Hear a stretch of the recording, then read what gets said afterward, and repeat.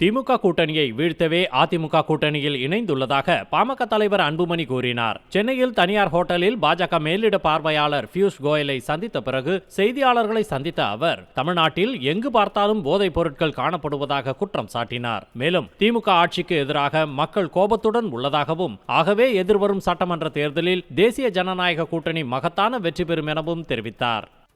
தமிழ்நாட்டில் அனைத்து தரப்பு மக்கள்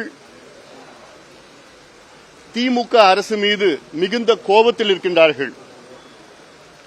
அன்றாடம் தமிழ்நாட்டிலே பல தரப்பு மக்கள் போராடி வருகிறார்கள்.